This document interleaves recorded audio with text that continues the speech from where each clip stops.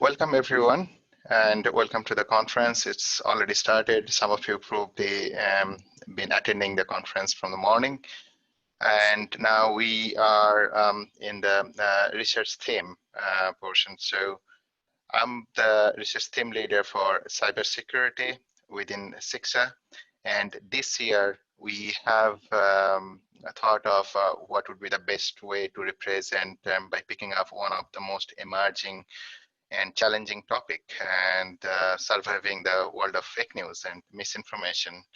So I don't think I have to explain a lot what is happening around it. And just to mention a couple of them, it's quite a big problem, as you already know: spreading propaganda, hate crime, cyberbullying, influencing political campaign, and what's not. And this comes in the form of text by using social media, and also in the form of media, image or video. Particularly, you probably come across with deep fake using artificial intelligence and deep learning. There has been a lot of new videos, quite near realistic and quite difficult to differentiate. And for the fake news through text, it is really creating a lot of issues. So in that sense, this problem we need to tackle together. We need to have experts from various disciplines and to have a holistic solution. No single discipline can solve this problem on its own. So we need people from computer science, social science, political science, journalism, and also we need to have policymakers on board to give an inclusive solution so that our society and the people in the society are kind of feeling safe and feeling quite comfortable with dealing with the information they receive and consume every day. And the trust and transparency is one of the largest thing all of us we thrive for, and that's how we believe in the society. So with that in mind, today we have a great number of speakers, 3 speakers in 3 different directions. I'm quite happy to say they have accepted the invitation to give a talk in this session, and thank you for that. So the first talk will be George. George is with University of Strathclyde in the computing science. He's going to talk about text-based fake news and misinformation, etc. We'll listen to that in a moment. And then we have Catherine. She is from University of Glasgow. Her background is in social and political sciences. So we'll see the social impact side of it, which is quite complementary in this whole scenario of fake news and misinformation. And finally, I've got Professor Fernando Pereira. He is in Lisbon, in Portugal. So Fernando is going to talk about fake media and the need for media standards within the international standard in JPEG. So all of us, we are quite familiar with JPEG standards, and we're going to have more insight what the international standard is going to do in that direction.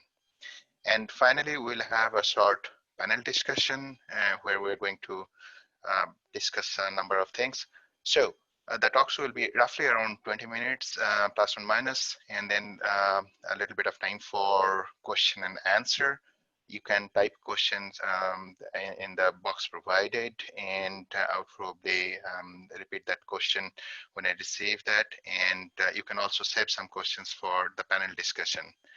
So without extending it, I like to invite George to give the first presentation. Right. I am going to stop sharing here. Okay, George, Hi, you should have the information. I wonder, how can I share my screen? So there's a green button towards at the bottom of your screen in the middle. Share screen. No. Okay,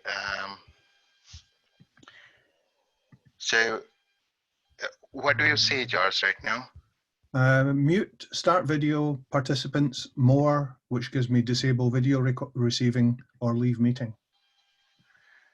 Oh, are you joining with the web browser? Yes. Yes. Hi George, it's Stuart the technician here. Are you using the Zoom app link, or are you using the web conference website? I think I'm using the web conference. Okay, so you should be logged in on an actual different Zoom call. I'll get one of our organisers to get in touch with you and send that. Deepyan, if you could maybe go to Catherine or someone in the meantime, and we'll get George to come in on the actual Zoom call. Fine. Okay. Thank you very much. Sorry Is that about okay, that. George? That's okay. I'll get someone to give you a call. Thank you. Thank you. So, Catherine, if you can start then. Yeah.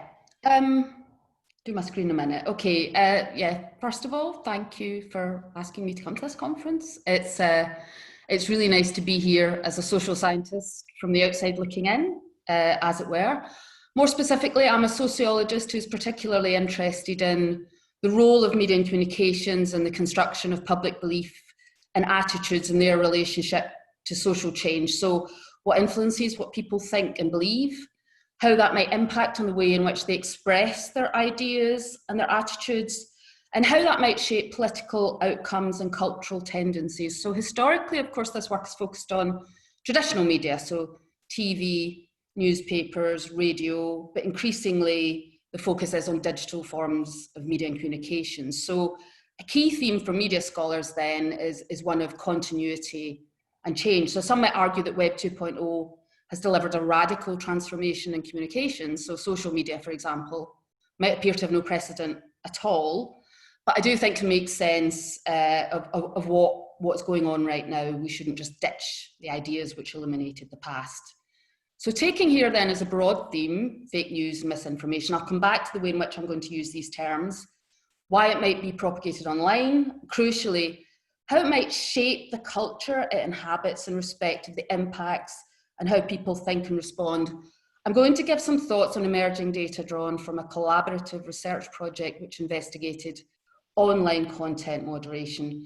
And I'm going to draw on an existing model of media analysis, which probably won't be familiar to many of you, but hopefully I'll explain it clearly enough to give us a sense of how to assess its usefulness in making sense of this very different phenomenon. So again, trying to kind of emphasize this question of continuity. Sorry, can I interrupt very briefly? So if you do have a slide, we can't see that, but if it is not, that's absolutely fine. I have slides, but I thought it might be nice if I just speak for a bit before I bring up the slides. Fine. That's fine. Sorry, I was just a bit worried. Yeah. Don't worry. I'll get to the slides in a minute. Right. Okay. So yeah, no problem. This project emerged then from previous research looking at the phenomenon of trolling. So that research aimed to move beyond the dominant understanding of trolling as an individual pathology and instead view it as a logical, if not inevitable, consequence of recent shifts in our technological, media and political culture. So we were seeking to get an insight into the motivations for these types of online interactions, how actors make sense of them, and where lines are drawn in respect of normal and acceptable in different contexts and through different collectives. Here we found that the continuity of privately held political and cultural opinions is disrupted by the relocation to the public space of social media. So what is said in the living room, sorry, the sun's coming in, I'll try and move back so you can see me. So what's said in the living room makes its way into the public realm with ease. And at the same time, extremist opinions, stories, ideas are promoted as likes, retweets and posts gravitate towards those which grab the most attention in a very crowded information landscape. So trolling becomes normalized as part of that exchange. At least that's what our participants told us. Much more normalized than we might assume. So most relevant to this topic though, is the question of how different narratives might take hold. So how might trolling as a mechanism shut down some arguments and perspectives and amplify others? And how does this relate to questions of trust and belief? And one of the things that emerged from this research, and in fact has been an increasingly central issue across all of my empirical research in the last 10 years, is what I perceive as a widespread collapse in public trust. And the institutions which structure our lives and the experts who inform us, and in particular, in the mainstream media. Now, the reasons for this are complex. One element is a broad dissatisfaction with a political system and neoliberalism, which has failed to deliver on the promise of individual liberty and instead rewards the already wealthy and punishes those who are structurally disadvantaged. Mainstream liberal journalism promoted these promises and the governments who embraced them and moved further and further away from the dissatisfaction felt by the public on the ground. So this is the story of a neoliberal media kind of not recognising its own culpability, which is probably a topic for another paper in itself. But it also, it'd be difficult not to ascribe some role to technological change. So the advent of Web 2.0, at least in theory, exposes users simultaneously to unlimited and competing perspectives on every event and every argument. And even though in practice, we can't see them all, we know there is not one definitive account. And the idea of a definitive account, what's sometimes described as journalistic objectivity, is central to mainstream media. So what compels us to believe in the BBC, for example, if it is just one voice amongst many? I mean, in the COVID era, it seems to me that trust in the public institutions and public life has almost collapsed entirely, probably more so in the UK than in Scotland, but I think people really don't know what to believe, which voices to trust, and people are almost kind of piecing together their own policies and guidelines on the basis of common sense, which I'll come back to. So the philosopher Hannah Arendt argues in her book, The Origins of Totalitarianism, that when the public no longer trusts the public narrative, when there's no unifying story, they cling to an alternative story which speaks to their disillusionment. I think we could see this with the election of Trump, distrusting everything and everyone caught the public mood. Let's hope it doesn't catch the public mood yet again, and we'll find out soon enough. But yet people, as human beings, we need to believe in something because we need to invest trust somewhere to make sense of the world.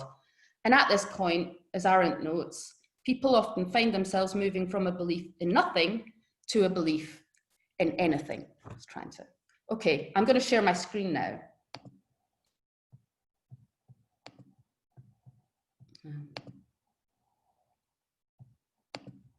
Because I'm coming on to fake news and misinformation. Sorry, maybe I should have done it from the start and you were possibly right. Okay, I'm trying to find, I don't know if I can get to slideshow. Hang on. Slideshow. Right, can people see me now? Yeah? Yes. Yeah. Okay, so coming on to, so that was my introduction, and I thought it might be nice to just say hello properly. So I've got my slides now. Okay, so this brings me then to fake news, moving on that question of belief in anything. So to fake news, misinformation, disinformation, conspiracy theories, all related though distinct. And I just want to clarify the way in which I want to use these terms, because I think we're all going to use them quite differently, and it probably reflects our disciplines and the perspective that we're coming from. So for me, fake news was a term that entered the public imagination in the run-up to the 2016 presidential election. Initially, it was very much part of a strategic attempt by the liberal mainstream, such as the New York Times, to manage inaccurate reporting and reinstate their own legitimacy. So a lot of that was about really kind of promoting Hillary Clinton and a lot of the fake news about her as they were saying it. But very, very quickly and very effectively, it was co-opted as a weapon by Trump and his team to discredit the mainstream. And actually, I think that's probably the way in which it's more commonly used now. In fact, Trump, even if you were watching the debates from 2 nights ago, used fake news in response to something that Joe Biden said. So very much a term that they kind of co-opted. For me, as a media and communications scholar, it's a term that's problematic anyway, because its conceptualization rests on the sense that there is a media which is true and accurate and well-intentioned, and then there is something over there which is malign. And so here, journalists as gatekeepers are understood to kind of regulate, to keep news true as opposed to false. Well, I can tell you most people don't just think news is truth. Now, that's not to say that there isn't a great difference between professional journalism and narratives which circulate on social media at great speed and with no regulation, but I just think those lines are much more complex for us to draw. So for me, it's a fuzzily defined term used by different groups to mean different things, but I rather like this definition offered by, apologies for my pronunciation here, Xiaozheng Li and Minxian Xu in Social Media and Society this year, as a discursive device for ordinary citizens to consolidate group identity in everyday political utterances. So for me, it's much more useful as a device than rooted in something we can analyse in itself. Instead, I'm going to use the term false narratives, and I'm going to define that as narratives where the standard assessments of evidence, credibility, and trust are distorted. And I also want to distinguish, again, in terms of the way I'm understanding them, between misinformation and disinformation. The latter, bluntly understood, is having an agenda behind it, so spread by powerful groups, well-resourced groups for political and social gain. Again, these are very blunt, I think. And then misinformation, which we might imagine to be more organic, less coordinated, though absolutely still as significant and as powerful and probably as damaging. Okay, but coming back then to that earlier point about public trust in mainstream media evaporating, the main mechanism for the delivery of information now, social media, is often imagined to be somehow neutral. So the structures underpinning it are almost unquestioned. So working alongside a team composed of, and I believe he's here today actually, Dr. Tim Storer from Computing Science at Glasgow, along with another PhD student, Abdulwahab Al-Karashi, and Professor Andy Hoskins from the School of Social and Political Sciences. We were all working together on the trolling project, and from that we became very interested in systems of social media content moderation. So where do they fit in with all of this in respect of trust, belief, and those mechanisms that are operating online to promote particular narratives or to kind of minimize them? And as a sociologist, this question of the structural embeddedness of these systems is a very important one. So again, coming back to media traditionally, we look at this in a circular way. So we examine the power structures which produce patterns in content, but we also look at the way in which that content produces outcomes in society. So it's what goes in and what comes out, if I can put it as crudely as that. Journalists here, as I said, are gatekeepers through their framings, their selections, their omissions, and their interpretations.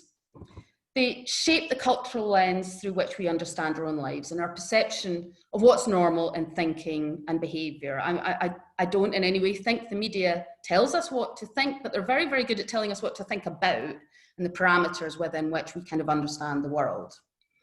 So how then, thinking about that, might we think about online content moderation? Well, as with media production, these are complex systems involving combinations of AI, community and individual moderation, but underpinned by ownership of platforms, the interests they may have and what inputs into their design. Of course, we also have the users themselves who produce and consume their own content. And there's a great hierarchy in respect of users, from very high profile, high status voices to Joe blogs. So that's a kind of mass that needs to be unpicked as well.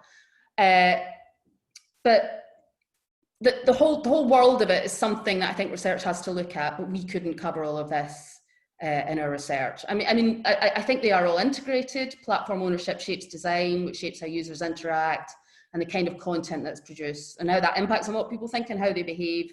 But our research just wasn't extensive to cover all of that. So we didn't, for example, investigate ownership interests in the design of platforms. It's not something I've got time to get into here, but I'll just lay out my broad conceptual foundation in this quote from Shoshana Zuboff about who these platforms serve. So she says, as long as surveillance capitalism and its behavioural futures markets are allowed to thrive, ownership of the new means of behavioural modification eclipses ownership of the means of production as the fountainhead of capitalist wealth and power in the 21st century. Of course, that's always been the case, the capitalist class being the ownership of media, but what that doesn't do is necessarily answer the questions of what are the intended and unintended cultural consequences of these driving tendencies. Okay, so on to our research then. I do apologise about the sun coming in. It's just, I'm in this room for the first time because I've just moved house, so I didn't know I was going to do that, so I do apologise. Anyway, I can still just about see what I'm doing. Okay, so our research had a number of different elements to it. And again, I'm not going to be reporting on all of them. So firstly, the work that was done by our computing scientists. So they conducted a computational analysis, and that involved gathering data using standard online platform APIs. And that was investigating the interplay between user behavior and contributions, moderator actions, and moderation policy. Lots of interesting things to say on that.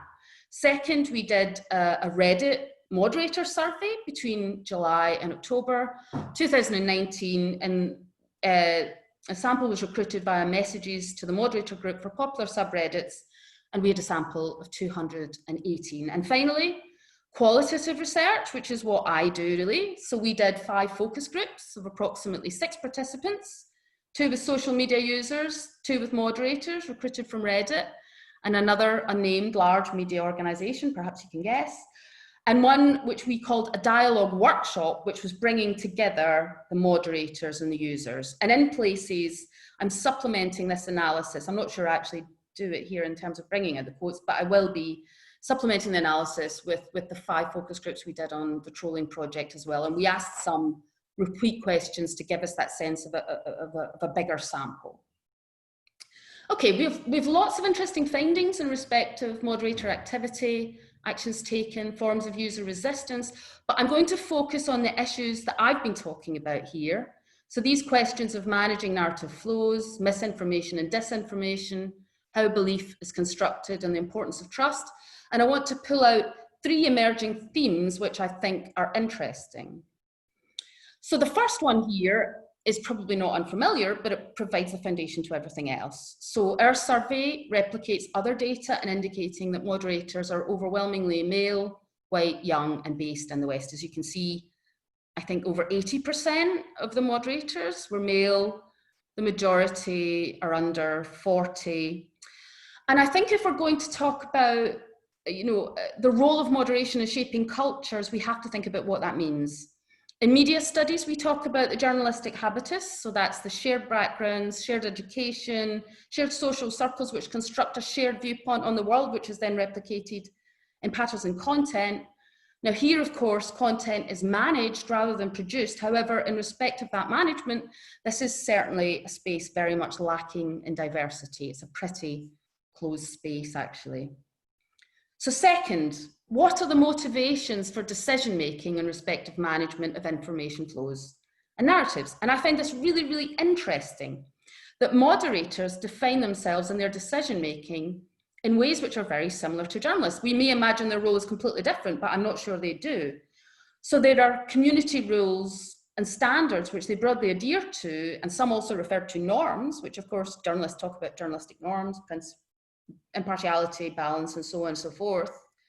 So these are unstated but understood to be shared on the basis of common values which individual interpretations can broadly be trusted to reflect. As one said, I make my own judgments, but I'm a member of a team. We have all been chosen because we share common personal values for the community. As another said, our subreddit is a community which has shared values, which are encouraged by the rules, which are based on my personal values, so it's very, very circular. So there is that sense that these values are just common sense, or just what everybody thinks are fair and obvious. But of course, all values are culturally constructed, as these are. So this is what's common sense and fair, and appears to be right to this group of largely white Western males. Of course, personal interpretations are inevitable when applying generic rules. However, I think this set of comments actually adds a completely different dimension to this. So another one said, everyone as individuals has personal values. We're human, not robots. We actively try to make our community a better place. We're active, not passive. Another one, I am first and foremost a member of the community who just wishes to help be a voice of the people and make a change in the communities I care about.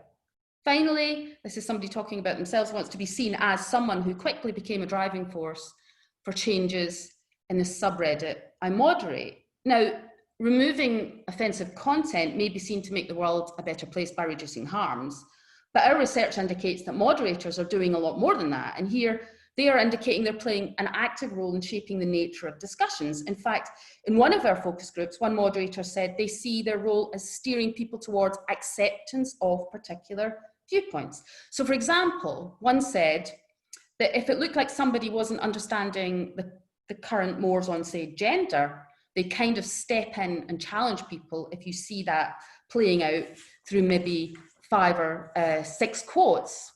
Now, we may think that's progressive and it's good that they're doing that, but of course you have to make decisions about what's included and what's not included. So that leads to not just acceptance, but tolerance of other viewpoints.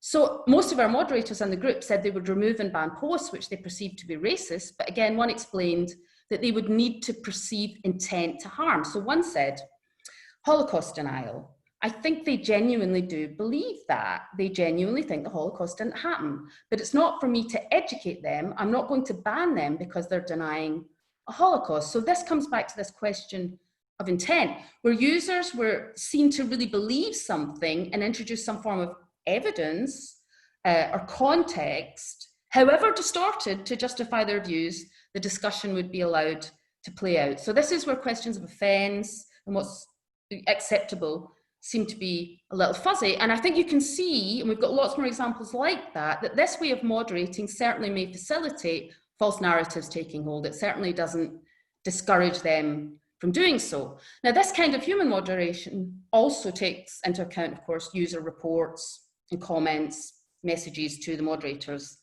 And in our user focus groups, which I'm going to come to in a minute, they similarly indicated that whereas a F off you're an X would be reported and moderated, a longer narrative with perhaps similar ideas but more embedded in story would be less likely to be reported. And I think that's important as well, because if you think that at some point AI is going to replace at least partially some of this human moderation, it's going to be those kinds of stories, that these kinds of narratives, that's going to be very, very difficult to moderate. And of course, also, they're going to replicate the decision making that human moderators have already conducted. So it's going to be kind of both things at once. Okay, so coming back to finally then, why this all matters really, coming back to the question of the impacts and how people think and behave. So this is audience reception in traditional media studies.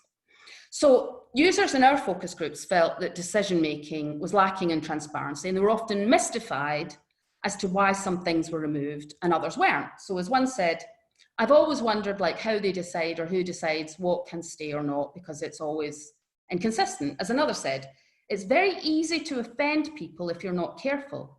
I mean, it depends on how you word things. Like you could have an entirely innocent reason for saying something, but if you say it wrong, it could offend a specific group of people. So here you have this sense of kind of social media as this thing that people are tiptoeing around, this set of very vaguely defined rules and expectations, and that that's quite stressful actually.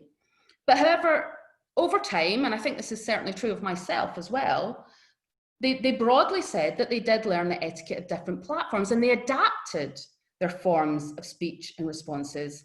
One of the reasons for that is that for these users, pylons, trolling and cancelling, though that applies more to public figures, I think, are very, very real forms of discipline, almost acting as another lever of moderation. When asked for an example of the kind of thing that would be responded to negatively, one group agreed on women standing up for themselves, women saying that they don't need men, that they're not okay with how men have been acting for so long. Like that is a huge thing. It shouldn't be controversial because it's just fair. And this group felt that platform moderation wouldn't step in, however extreme the responses. So that's where, those kind of stories can take off and those narratives can kind of take hold. Now, our sample did discuss, and certainly in the computational analysis, it showed modes of resistance to moderation, which I don't really have time to get into now, but I think it's broadly true to say that most users internalize these norms. They learn what they can and can't say, or at least to whom and when. And on that final point, I've got two findings just to kind of report at the end, which are interesting, but I do also think are quite contradictory. So I'm trying to get my head around them a bit as well. The first thing is that in spite of relative awareness of how much systems of unofficial and official moderation shape the online culture, and indeed shape their own utterances, most felt that social media broadly mirrored the culture within which it was embedded, and the opinions and the stories and the thoughts that people did hold and believe. So most said that pylons, for example, were reflective of the views that did exist, and there was that sense that if the collective gets behind a narrative or a view, then it should be seen as carrying some weight. And that brings us back to fake news and misinformation, because here, numbers, collectively supported views, that means credibility. That's how they carry credibility and kind of take hold. They also believe that being immersed in this culture influenced how ideas and groups of people were seen, which often could be very difficult if our users were actually a member of the group that was being stigmatized or attacked or portrayed in a particular way. The second relates to the first, and it's similar, but that in spite, this is really interesting to me, and I think it's indicative of the kind of culture actually that we're in, that in spite of a lack of transparency and trust in the system, most in our sample wanted more moderation rather than less. As one focus group member said, free speech is very vocal. Like, you can use free speech on Twitter, and it's like, maybe we should be moderated a little because people are being a little bit racist and a little bit anti-Semitic. And another said that social media can educate people, in particular the older generations do cop it a bit here, I'm afraid. But to me, this is here putting an awful lot of faith in this system to define what's true, what's believable, what's got credibility. And this brings me back around to questions of trust. So the way in which the circuit of platform ownership, design, and moderation of use operate to shape the culture in respect of the narratives that carry weight, the ideas that are normalized, what's seen as acceptable and unacceptable is very opaque to users. And even though at the individual level, users feel moderation isn't always consistent or fair, and they even have a sense of that business model, because who doesn't now, you know? They also perceive the world they're in to largely be a mirror of society, and the judgments built within that as having some sort of justice and accuracy and saying something about what's really going on. I think that's interesting because, you know, if 20th century media manufactured our consent, and it's only in recent years that the trust has evaporated in that kind of media and those processes demystified, it almost feels as if the public here give their consent knowingly to systems of public opinion management and belief systems that they don't really trust or understand. Coming back to the theme of false narratives and misinformation, thinking about the very different ways in which ideas and evidence are assessed online, it's perhaps quite easy to see why these might carry such power and influence in online spaces. And the degree to which moderators regulating offence on the basis of the absence or otherwise of evidence and context are really kind of silently allowing these narratives to breed. I don't know if that's my time, but that's me. Thank you very much, Catherine. It's very, very interesting and a different perspective from technology. So from the audience, do you have any question to ask? You can ask now. We have a few minutes, and also you can ask during the panel discussion as well.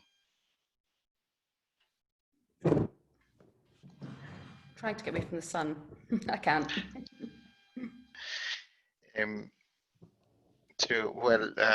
We're waiting for somebody if somebody has a question. I have one question. So do you see different social media platform? Sometimes they are kind of captured by different age group. For example, Snapchat is really quite towards teenager, whereas Facebook, it started with the college goers or university goers, but really catching up with the older generation. And so every social networking platform has got a slightly different target audience. And does that have any impact on the overall moderation or intent aspect you were researching on? Yeah, I mean, I think that's absolutely true. And what has emerged in recent years is that Facebook is almost like the BBC. It's the boring, it's the mainstream, it sits in the middle, it's across generations. And actually for that reason, a lot of our users said that they just would not get into controversial terrain at all on Facebook because your granny might be there or your employer. Or so a lot of them saw that as a very kind of sanitized space in that respect. Obviously, you know, we didn't speak to moderators from all across these different platforms, but when we did our empirical research, we asked people to talk about the different platforms that they used. And coming back to the point that I made about learning the etiquette of different platforms, the etiquette across these platforms and what is acceptable and unacceptable varies a great deal. I mean, Reddit, to take Reddit as an example, they are moderated on the basis of different subreddits. So for example, in a subreddit, they've got one called The Donald, which is broadly supportive of Donald Trump.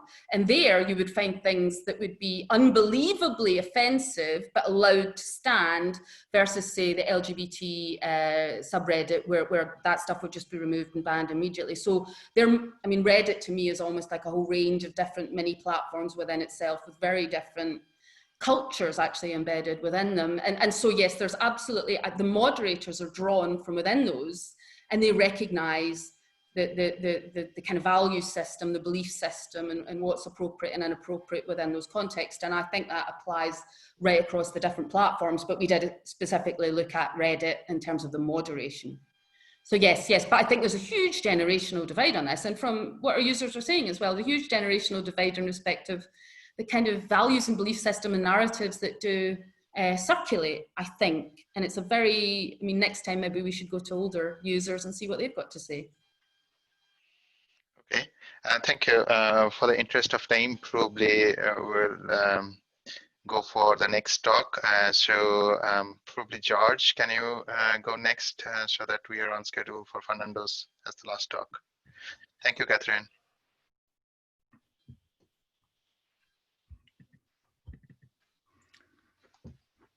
Okay, hopefully you can see my slide. Yes, thank you. Thank you very much. Shall I just take it away? Okay, well, thank you very much. Apologies for my slight hiccup at the start of the session. What I'm going to talk about is, from its title, rather grand.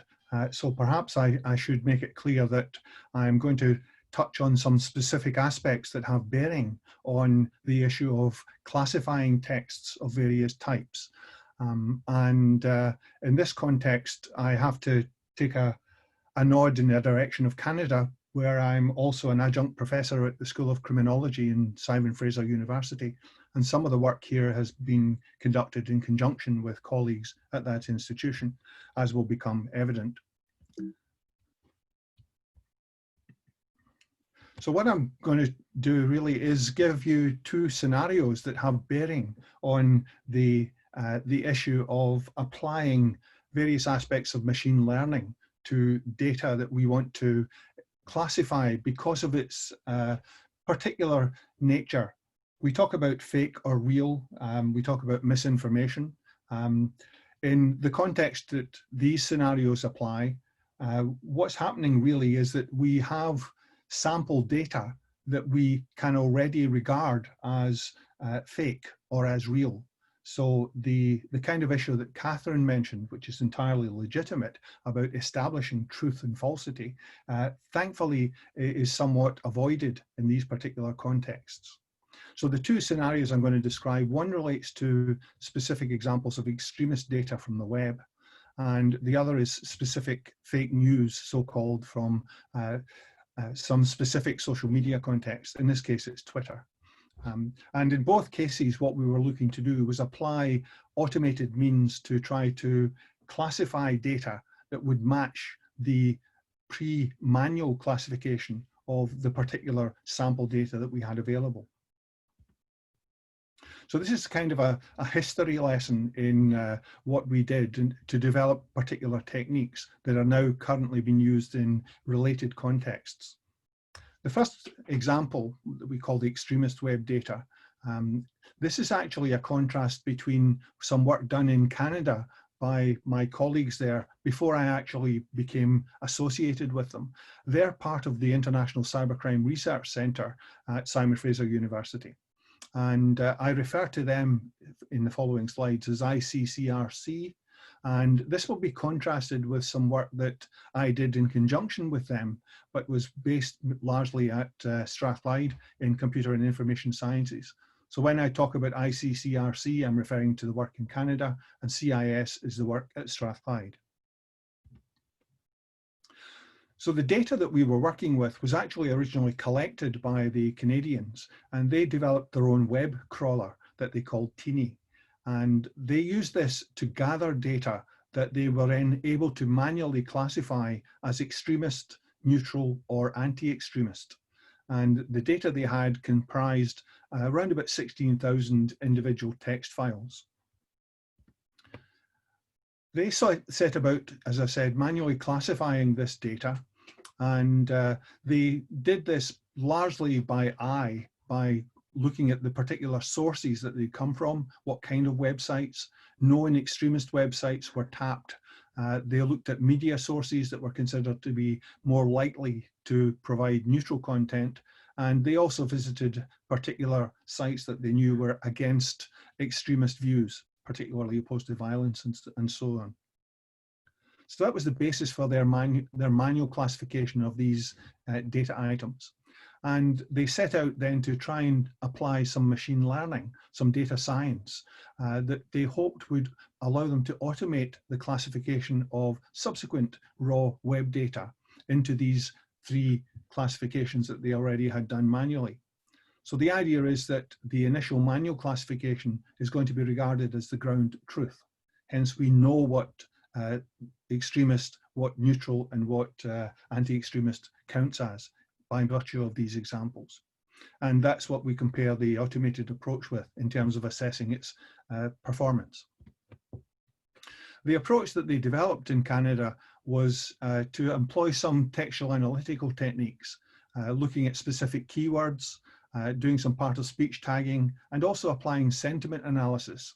And they then extracted a number of features that they were able to quantify and use as the basis for trying to develop a classification model that they then compared against the manual classification they had already established.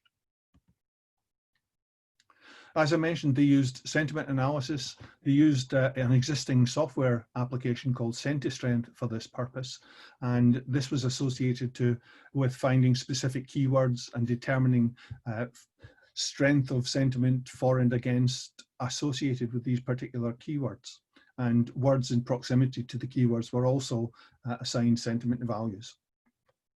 So this is a plausible approach that allowed them to extract a range of features based on sentiment strengths, keywords, and then relate that to their manual classification. So as I said, the idea is to look at automating the classification of subsequent data and comparing it to the original manual classification. And to determine this, what they did was they used the data represented by the feature information that they had extracted, and then used software to try to match the manual classification. And what they did for this purpose, they used some existing data mining, machine learning software, the application called WEKA, to undertake the classification. And they used some existing standard classification methods. In this case, they used the J48 tree classification algorithm. And the idea was that when given the feature definitions for all the samples and the classification algorithm to use, WEKA would then try to see how many it could match against the manual classification. In this approach, they actually were able to classify overall round about 81% according to the automated approach against the manual classification. This represented about 93% of the extremist cases and 88% of the anti-extremist. The decision tree approach worked well in classifying the extremist content, but was perhaps not quite so good on the neutral category, and it only matched about 68% of that particular classification. Now, at this point, this work had already been done before I became involved with people in Canada, but it so happened that I had been developing some software for doing textual analysis for other purposes. And it occurred to me that this software potentially had application in this feature extraction and feature measurement process. The software in question is called the Posit Textual Analysis Toolset, Posit for short, and it provides a range of different analysis tools for applying on text. Primarily, this is a quantitative analysis of texts, and it does part of speech tagging, then analyzes the content of the data based on parts of speech, basically frequency data. And in effect, one of the main outputs from running Posit is a list of values against 27 features. Now, these features are all based on word and part of speech counting. Now, this is a a brief outline. These are the actual 27 features that are measured, if you like, or counted in the application of Posit. So basically, for each individual piece of text that was a data sample that had manually been classified by the Canadians, we were able to analyze them and extract counts for each of these features in those texts. And that's the representation of the data that we were then able to present for the classification algorithm to try to match the manual classification that was the ground truth. So we then applied Posit, as I said, to this data, our 15,825 data items, and the output then gave 28 features for each of these items of data.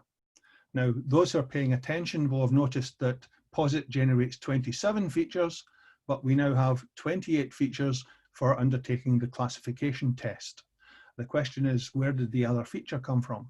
The 28th feature is the manual classification that we are trying to match, using the information provided by the other 27 features. So we started by using the J48 algorithm as used by the Canadians, and we immediately found that we were able to get around about 91% correct classification across all of the web pages. And this accounted for 84% of the extremist, nearly 91% of the neutral, and about 88.3% of the anti-extremist. So we got a considerably better performance. Now, it's worth mentioning at this point that if, like me, when you first see these results against the sentiment analysis and related approach of the Canadians, you might wonder, why could this give you a better result? The reason for asking that is that all we're doing here is counting the words, counting the parts of speech. We're not looking at strength of sentiments or anything of the sort. This approach is entirely independent of the semantics. It's entirely syntactic, but it seems to work immediately better than the previous approach. Indeed, we found that if we changed the classification algorithm to random forest rather than J48, we could actually up the performance and reach 95% overall match with the manual classification, accounting for nearly 97% of the extremist, 95% of neutral, and 94% of the anti-extremist. So again, effective for reasons that we don't really understand. This is just to allow you to see the contrast between the two different approaches. I should stress that when we were doing this work using the Posit feature analysis, this was conducted in conjunction with the Canadians. We're not rivals in this, we work together. So bearing that in mind, what I want to talk about now is the second scenario where we adopted a similar kind of approach to a related problem with different data. This again is a machine learning task. And what we started with here is a collection of tweets that are from the Russian troll army, so-called. And we wanted to compare this as a kind of fake news against samples of tweets that we could reasonably regard as real news. We started off with a set that had already been collected, and this was data that was related largely to the previous presidential election in the US. The data set comprised around about 3 million tweets, and it was in 13 very large Excel files. And this is just an extract from one of those particular files. The 3 million tweets is rather a lot to handle. So what we did was we randomly selected 2,500 tweets to make it a bit more manageable. And as before, we used a Posit analysis on each of these tweets. Now, the point here is that because these tweets are all from a set that we can regard as fake in the sense that they're dubious in content and intent, that in a sense is our ground truth. So we have a kind of manual classification already for this 2,500 items of tweet data. So we used Posit to analyze these to generate the same 27 features that we talked about before, plus the manual classification of this data as fake. Now, in this case, we actually used two approaches with Posit. We used the conventional one that I've already outlined, which is largely word-based, In fact, it's entirely word-based. And we also added another approach, which also includes aspects of character counting. I'll talk a little more about that shortly. So as I mentioned, what we're trying to do here is compare the fake news data that comes from this Russian troll tweet data set with genuine tweets from legitimate news sources. So we collected 2,500 samples of what plausibly was real news from real news websites or tweets from those particular sources. The Posit data generated the features. We put the features into WEKA. We then compared the effectiveness of a classification algorithm like J48 or random forest in matching the true or false nature of the data that we had put in terms of the Posit analysis. So again, we have 28 features for the default Posit approach, plus it's 27 features from the analysis, plus either the positive or negative for fake news, real or fake. In this case, using the J48 classification, we managed to achieve about 83% performance accuracy against the manual classification. Using random forest, we managed to go up to about 87% against the manual classification.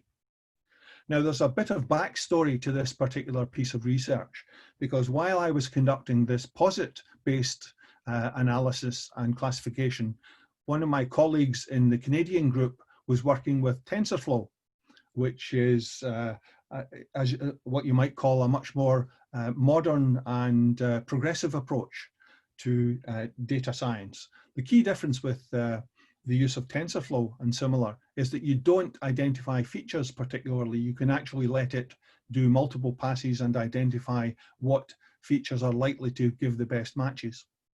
So the point here is that while I was doing this work, my colleague was doing a similar approach to the same data classification using TensorFlow. And I was a little concerned because having got 86.8%, I found out that the TensorFlow result was 87%. So I was in a position where I wanted to try to get better than the TensorFlow approach. And this is where we developed an extension to Posit that would not only look at word level information, but also character level information. And the idea here is that because we're working on tweets, tweets are rather short. They have a limited length of 280 characters, and that means they relatively have few words contained in them. And that means that when you use the Posit word-based analysis, you're likely to get quite a lot of features with a zero value because there are not many words in each tweet. That's because, as I said, it was basically using word counting as the basis for the feature generation. In order to avoid that, we analyzed also the character level frequency data for each of the tweets. And this allowed us, using the Charcount variant of Posit, to provide an additional 44 features for each instance of text. And this was again quantitative, based on all the alphanumeric characters and a subset of special characters that were likely to appear in tweets, specifically question marks, exclamation marks, etc., as shown here. So having done the Posit Charcount capability, we actually generated this as a feature set for the data to see how well we could match the manual classification using only character level analysis without word level analysis. And to our surprise, using only the character counting feature, we could get 78% using J48 and 86% using random forest. And this again is rather peculiar because we're not even looking at words, we're looking at character frequencies. So we got to the point where we had 86.8% using the word-based Posit and 86.1% using the character count-based Posit. And the natural step then was to combine both sets of features. So we ended up combining the 27 word-based with the 44 character count-based to generate 73 features or attributes for each of the data items. Put these into WEKA to do the classification with your selected classification algorithm. And we were able, using this, to get our performance accuracy up to 89.8% with random forest. So we were able to increase the overall performance by about 3% by adding the character count level features. In fact, we were able to tweak it further and get up to just about 90% effective, comparing the automated classification with the manual two-value set of fake and real news. So that was the overall performance we got with using random forest. And the interesting thing here is, well, twofold. Firstly, I had to smile that I'd managed to get better than the TensorFlow approach, but the other factor that's prevalent here, as with the previous example, is that we're using feature generation that is based entirely on syntax and character word level data. And this is entirely domain independent. So there's no reason to think that it's being influenced particularly by the nature of the data, the topic or subject matter of the data. So all the features are word or character based. And this seems very far removed from the kind of content analysis that most people would assume would be most effective in determining the classification of that kind of content. So we're actually conducting related work to this. It's ongoing, and we've been doing similar kinds of analyses on Arabic texts. There's actually a version of Posit that works on Arabic, and I have a PhD student recently completed who did a similar analysis of extremist data in Arabic. I have another one looking at fake and real Facebook posts. There's some additional Posit-based classification applications underway as well, where, like here, it seems unlikely that the feature generation should be useful, but it seems to work. So I can acknowledge the contributions of my students in Strathclyde and my colleagues at Simon Fraser University. I think this is unusual in that it seems to be effective for reasons that we don't fully understand. I welcome any suggestions as to what those reasons might be. There's various publications I'll leave there as references, and I'll thank you for listening and welcome any questions. Thank you very much. Thank you, George. That was very interesting and a different perspective from Catherine's talk. So if there's any question, so I guess George will be happy to answer. I'm just trying to look at the other question platform because there are kind of two platforms.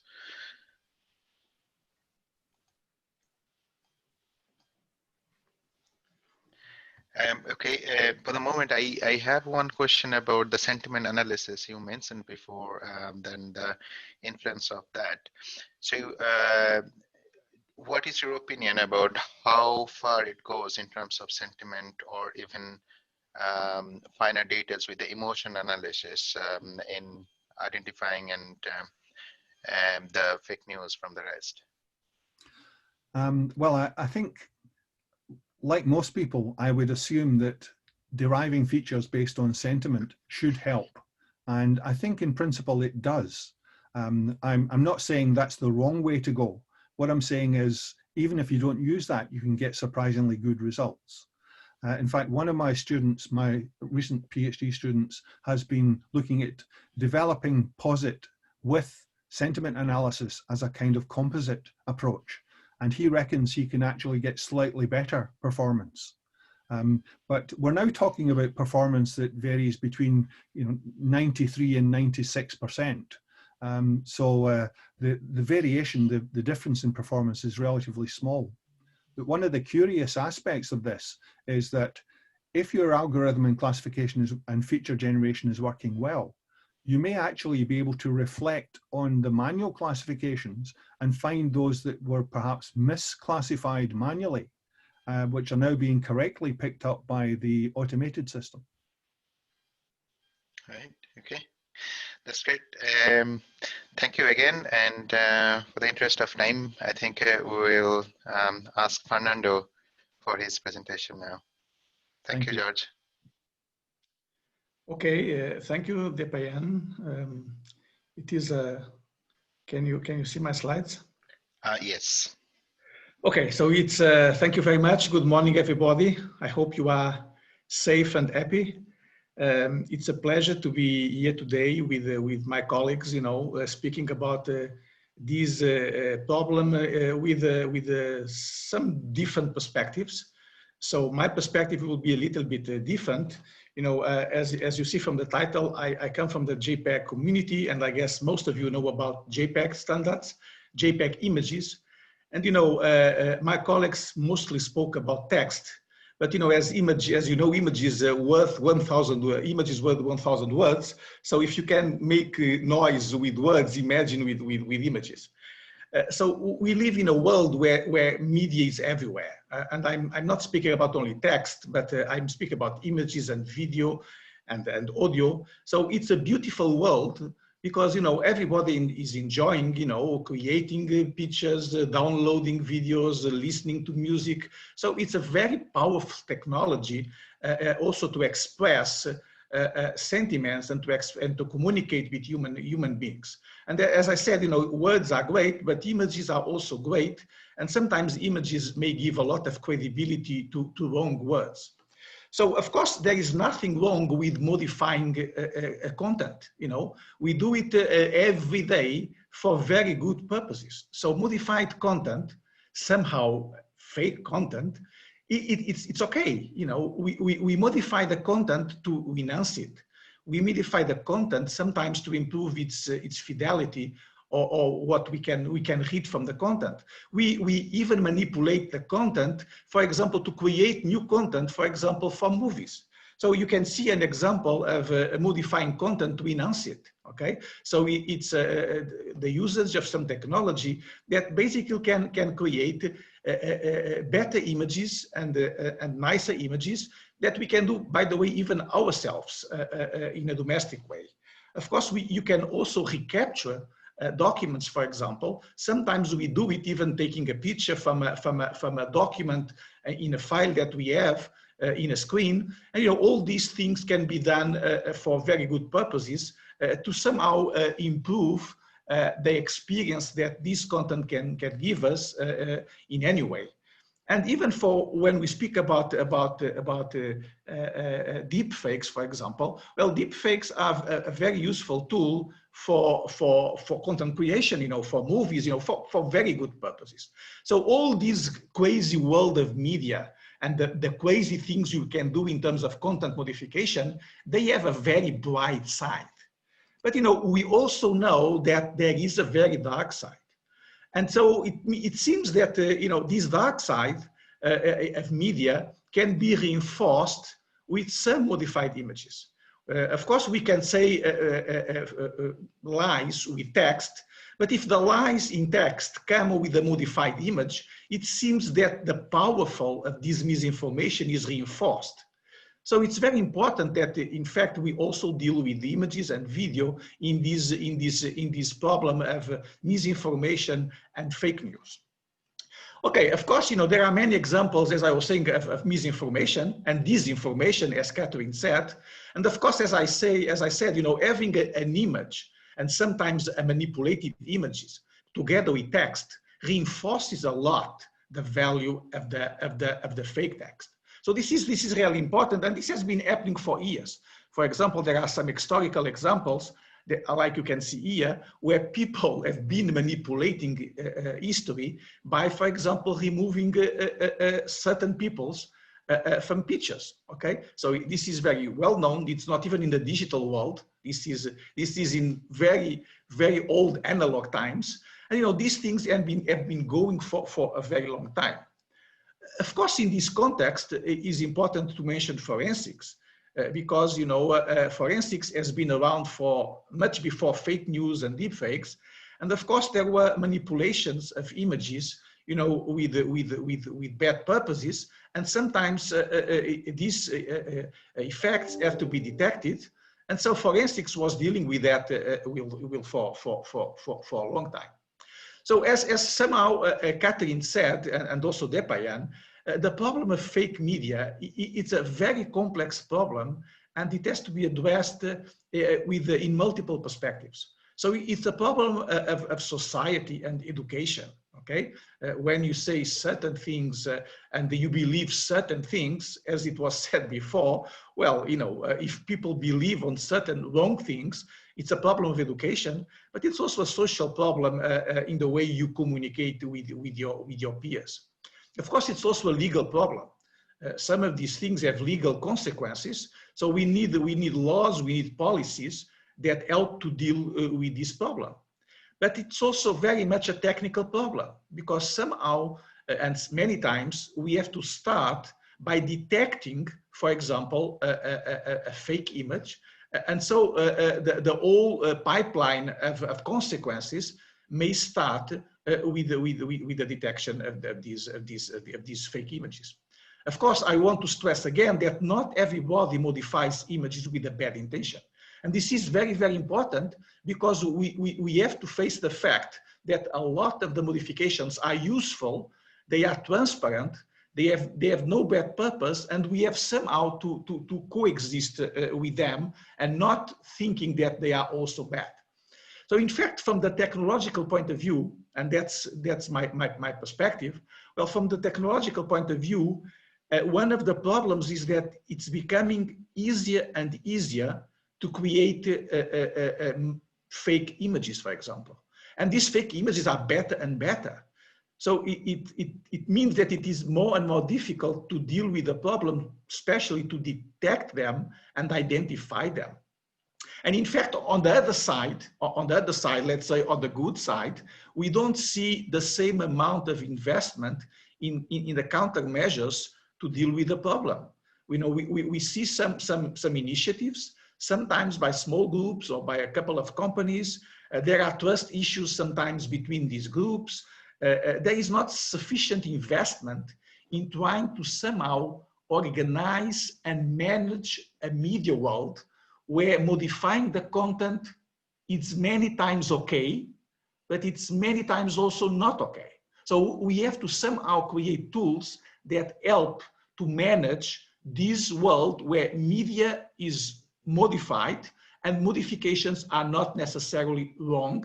And so we have to be able to distinguish these things. So this context and this type of problematic and this type of media and this type of modifications, of course, they are very dear to JPEG. And as you know, in JPEG, we mainly deal with images, okay? And so JPEG, you know very well, there is a universe of technology in JPEG. And this universe, of course, starts with codecs. Probably you all know the old JPEG codec. The JPEG codec is now about 30 years old, which is a long time for technology. And well,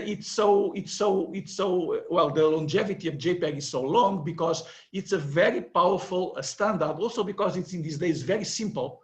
So it's very easy to use. And there is a huge ecosystem for JPEG pictures. So it's easy to capture, it's easy to code, it's easy to process. So it's easy to modify.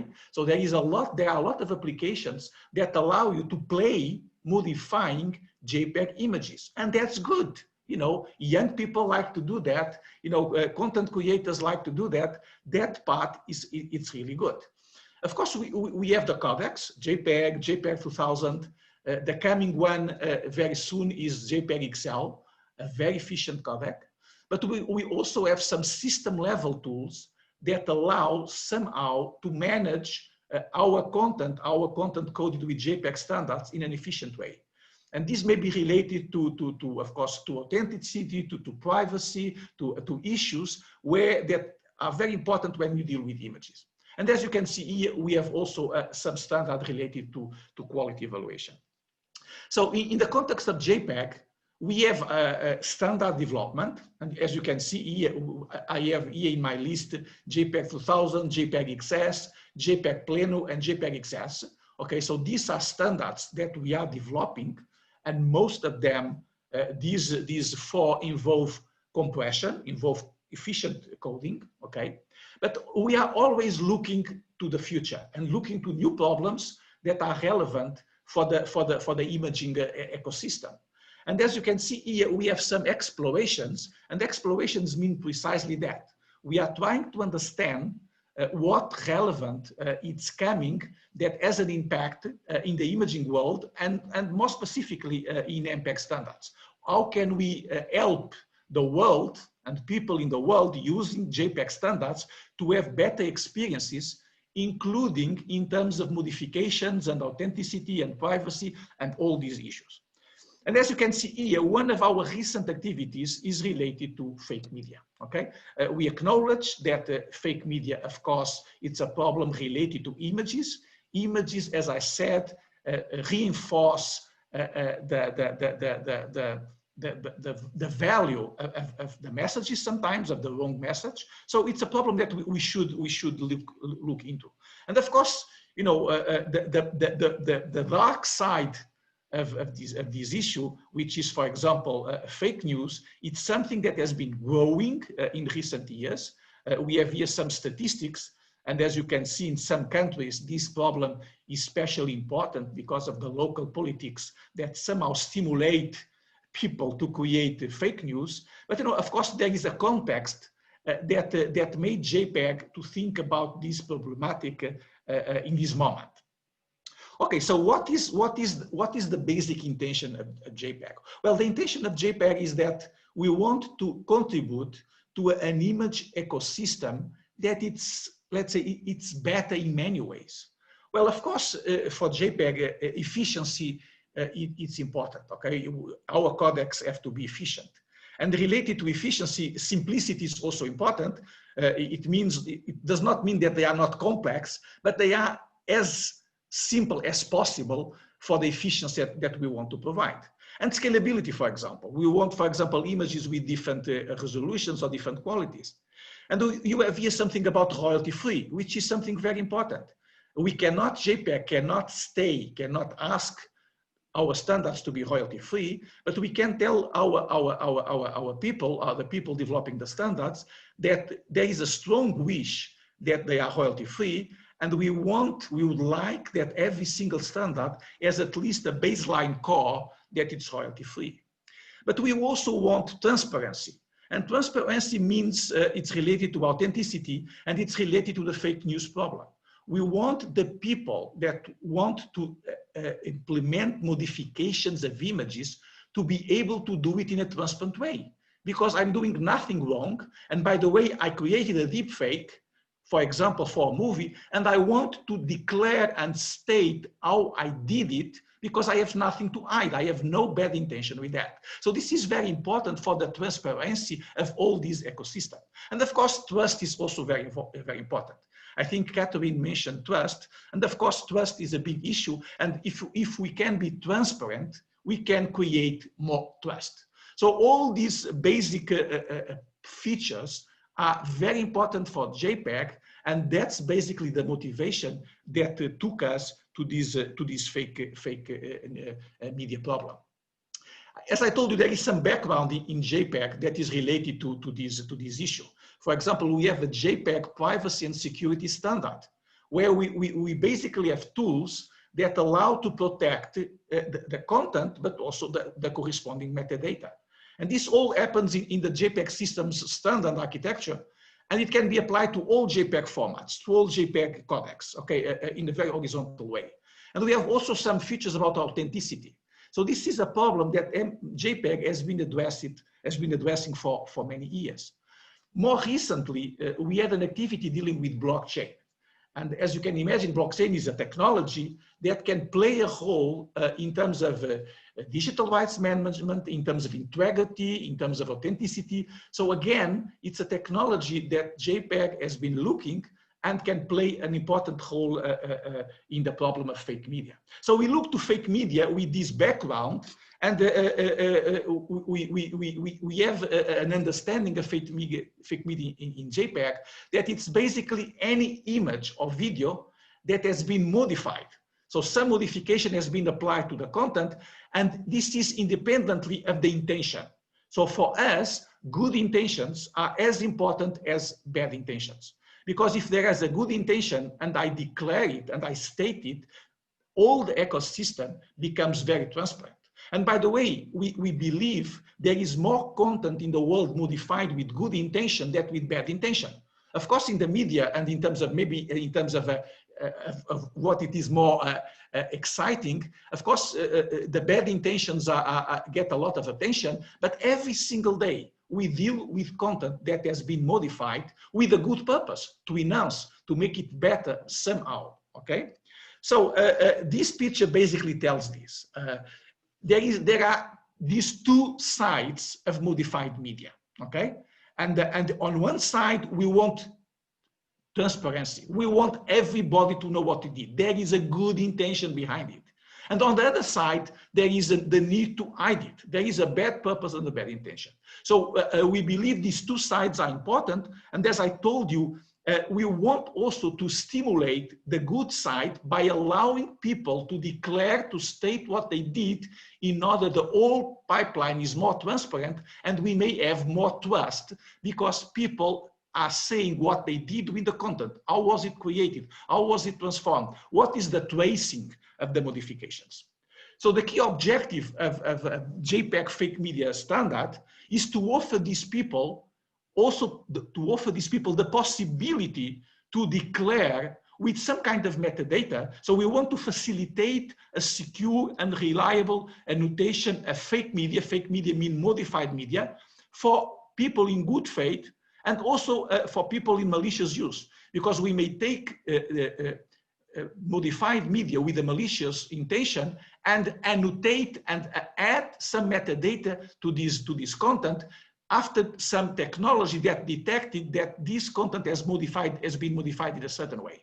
So we can contribute to the transparency of the process, not also by labeling the content that with modifications that people want to declare, but also by attaching metadata to content that people did not want to declare, but with technology, we basically identified what had happened before. So as you can see here, the scope of the standard is very much about metadata. So we want to be able to have a secure mechanism to signal if the content has been modified. We want to describe the type of modification, or the likelihood of the modification and the region in the image that might have been modified. We want to identify the source. We want to have the tracing of all these modifications. And we want basically also to protect these metadata and the metadata related to the modifications. So as you can see, this can be applied strongly for the people creating content and modifying it with a bad purpose. And of course, this can also be useful for the content that is really as a bad purpose. And we try to complement it with some metadata that basically states the type of modifications that this content suffered. One of the things that it's important to state is that this standard is mainly about metadata. So it's mainly about declaring what happened, what has been modified, where it has been modified, how it has been modified. It is not part of the standard, for example, fake media detection. This is something outside the standard. We may get the results of fake media detection and use the results for our metadata. But in our standard, we don't have intention to standardize any type of detection. This should be free. This should improve with time in order we can increasingly better detection, and in order with our standard, we can annotate the content with better and better results of fake media detection. So as I said, we have some use cases already. So here you have some use cases related to misinformation and fake news. We have also some use cases related to media forensics. But we have also a lot of use cases on the bright side, you know, about media modification, movie preservation. We want to improve the movies. For example, we want to add color to a black and white movie. This is a strong modification of content for a good purpose. We want to say how we did it, okay? In the future, maybe we can do it in different ways. Maybe we can do an improvement on top of another improvement. Media creation in these days is very much modification. Maybe you do a deep fake where you merge two faces. Media tracing, very, very important. We want to know the pipeline of the modifications, and we want to state it. And there is no way today to have a standard way of doing these things. And by having a standard, we just make the whole thing easier, because there will be interoperability and the whole world can be more transparent and trustful. Of course, as I said, we have some key requirements: the description of the modification and the secure signal of these modifications. These are some of the key requirements. So in this process, so we are very early in the process. We are basically informing the people and trying to engage people. We are collecting use cases. I already showed you some use cases. We are trying to assess and organize these use cases. Which use cases may be more critical? They need a solution sooner. We want to define the requirements and some performance metrics, because if you have some technology, we will have to assess this technology and this metadata. And finally, we will launch a call for proposals. So it means we will tell the world, we are addressing this problem with these requirements, with these metrics. Please bring us to JPEG the technology that you believe it's useful for this type of problem.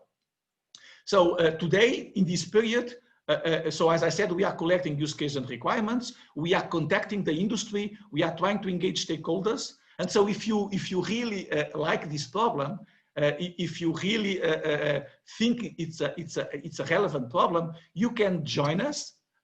We would be welcoming you, certainly. You can spread the word about this activity. You can bring us use cases. You can bring us requirements. We are all open to your contributions, to your feedback, and to your opinions. If you are interested in participating in our discussions, we have what we call the ad hoc group. And the ad hoc group has this address. You can register in this link, and you can see some of the key people in this activity. So you may contact any of us. Depayan, that is sharing this session, is one of the ad hoc group chairs. And so, just join us, tell us your feedback. Well, we will welcome. Don't forget that fake news, images play a very strong and important role, but there is also a lot of modified images for good purposes. And so we have to deal with the two problems in a way that transparency and trust increases in the multimedia world. Okay, thank you very much. Depayan, the floor is yours.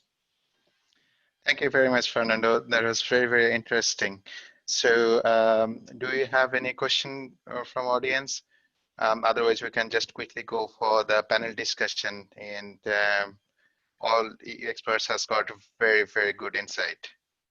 So please raise your hand if you have a question, and we can quickly take that.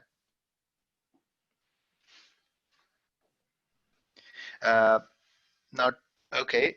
Mohammed, can you please go ahead and ask your question? Hi, thank you very much for the talk, very interesting.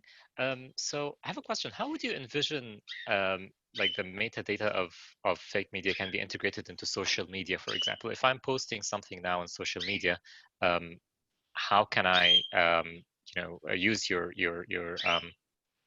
standard to make it clear to the world that this is modified, and ideally also how do I tell like that it's how has it been modified and the purpose of the modification? How do you envision this to be like? Well, in a very simple way. So today, if you go to Facebook, for example, if you see an image, it may be a JPEG image, and you decode it, right? So that's what you do. It's the simple thing.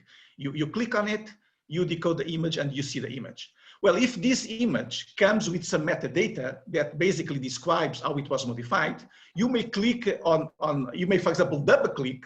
And with a double click, you get some information about this image was created in this day by this person. It has been subject to some denoising to make it nicer. It has been, you see a lot of information that basically tells you that where does the image that you are seeing is coming from.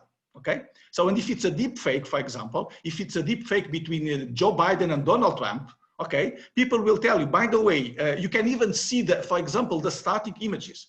For example, you keep on it, and it's not impossible that, you see this, maybe there is a link in the metadata, and you get the Joe Biden, you get the Donald Trump, and say, by the way, we use this deep fake algorithm to arrive to the image that you are seeing. So everything could be transparent.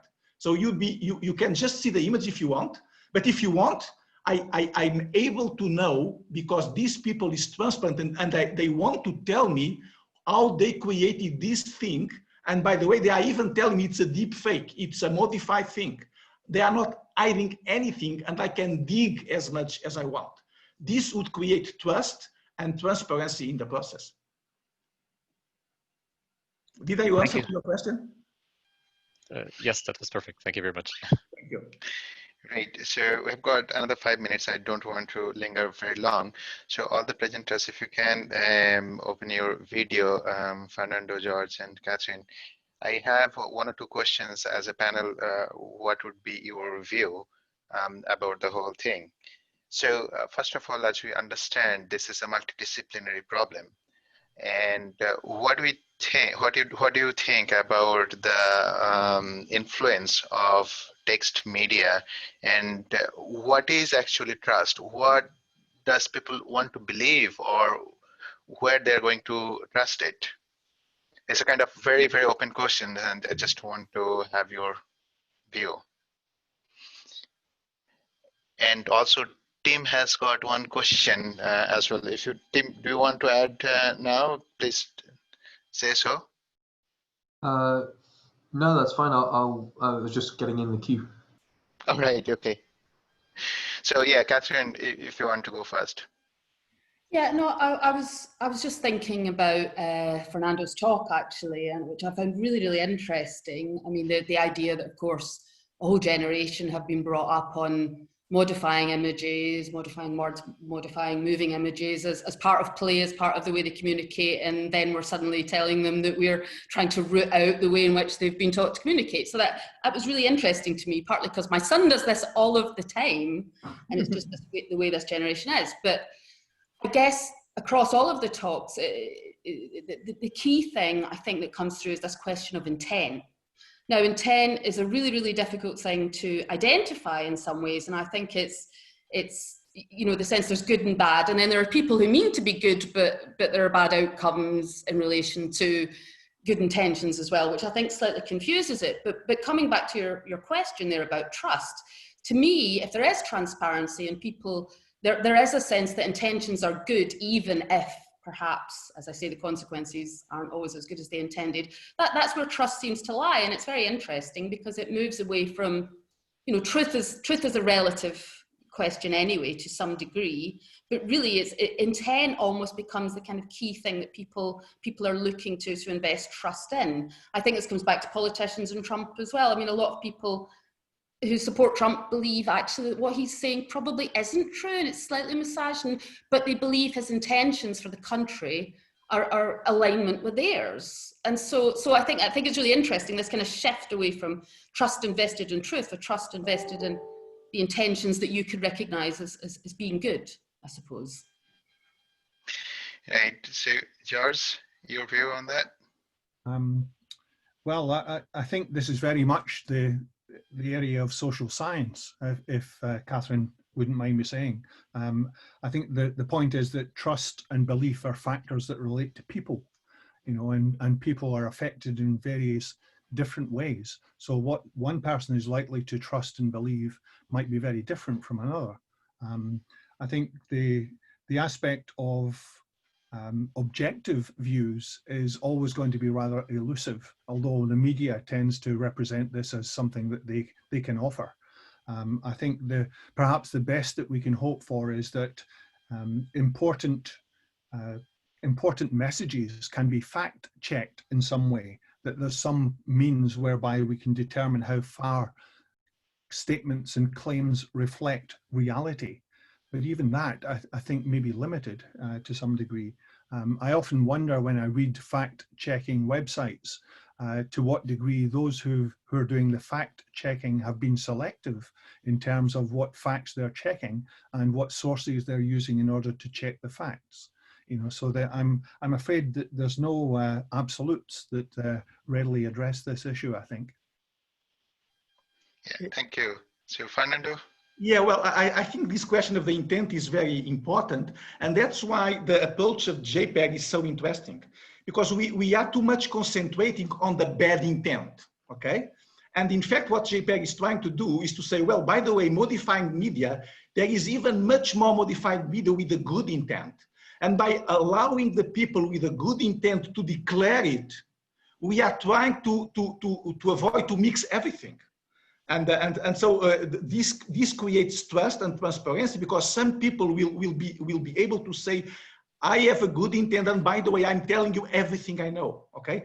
And it's very interesting because, you know, with text, you know, of course with text you can say a lot of lies, but I think that if you are kind of in a neutral mode, sometimes you can filter a little better than with images. Images are more dangerous in my opinion, because we tend to trust more images, you know, and the modifications are so good in these days that it's really extremely difficult if you look to an image to identify that it's a fake image.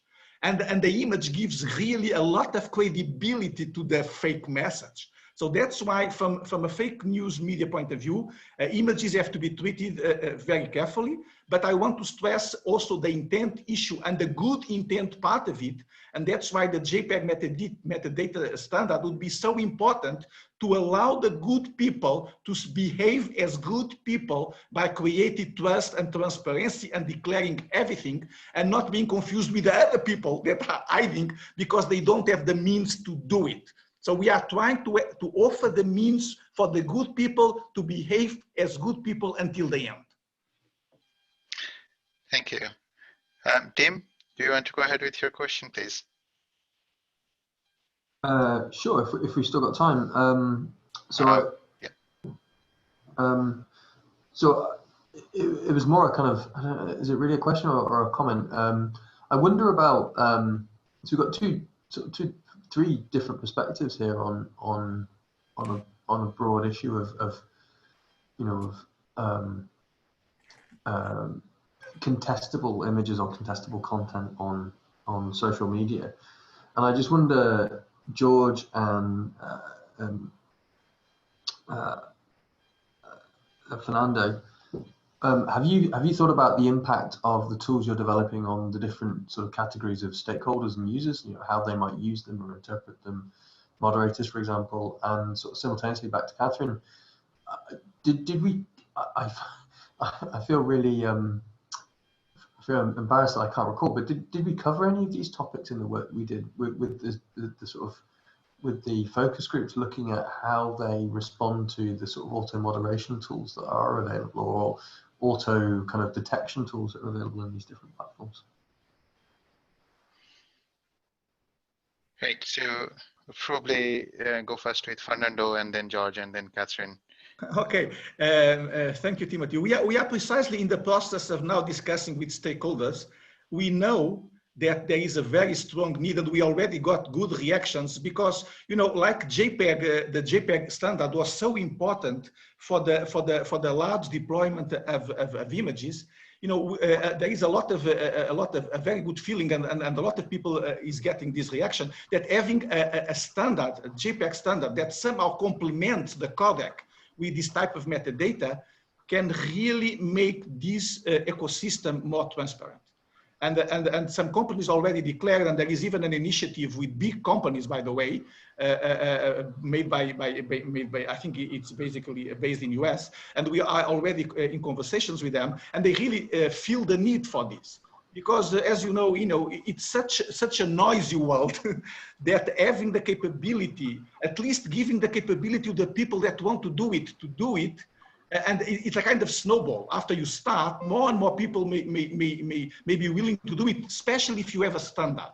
Because if you have 10 different times of doing it, the snowball doesn't roll. But having a standard with the credibility of JPEG could make a better world for us. Thank you, George.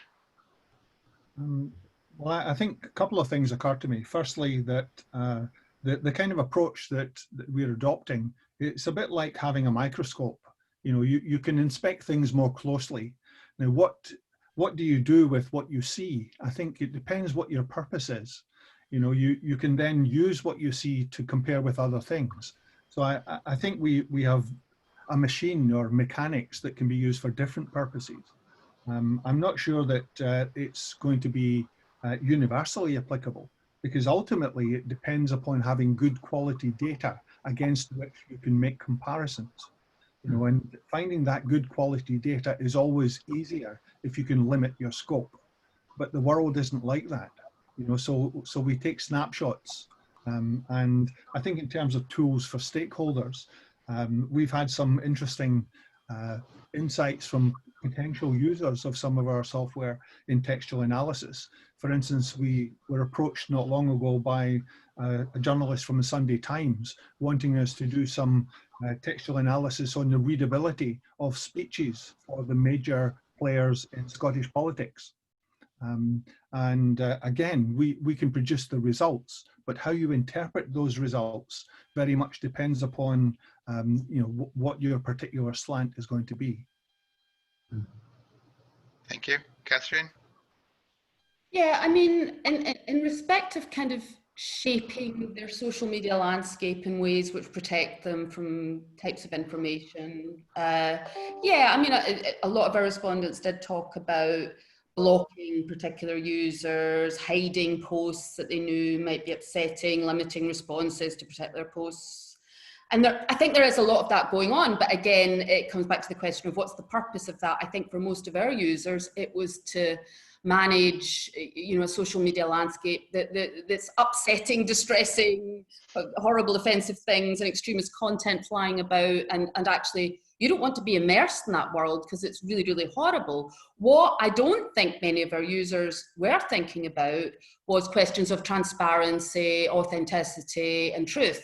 Now, I think that's purely because at the moment, I don't think that awareness is there of the way in which, you know, those kinds of narratives flow, and the role of moderation, and all of these questions of deepfake and everything. I mean, I guess they're vaguely aware of it, but they're not really thinking about ways in which they might respond to that. And I actually think this question of transparency and awareness, I think if users knew those things were possible to actually shape the information environment in respect of authenticity and accuracy, and, well, we can discuss truth, or I think if they felt there was something else they could do to make it a more authentic social media landscape, information landscape, then yes, of course, I think they would be very open to that, because they are very careful to construct a world that they want to be part of. But I just don't think yet they're thinking along those lines. At the moment, it's limiting offence.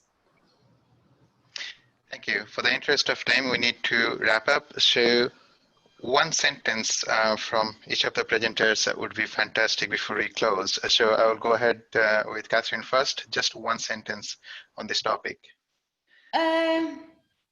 One sentence. Really, I'm just focusing on this question of intent, and the way in which intent becomes the most kind of significant driver of how people are assessing information, and it's incredibly important. Somebody mentioned, I think it's Fernando, good and bad people, and actually I think, albeit a very crude way of assessing the world, I think there's very much something in that in terms of how people are looking at that landscape, and so that's the thought I'm taking away.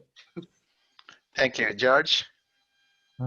I think in keeping with my presentation, I would be inclined to say that analytical tools and techniques help shed light.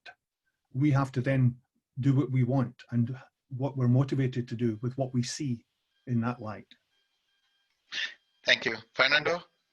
Well, I would continue with George, and I would say that the technology and the JPEG standards will help to make a better world in terms of these fake media and fake news. Thank you. And thank you, Catherine, George, and Fernando. It has been wonderful to understand different perspectives on this emerging issue. So I'm going to close this session, and thank you very much. Thank you. Thanks to you.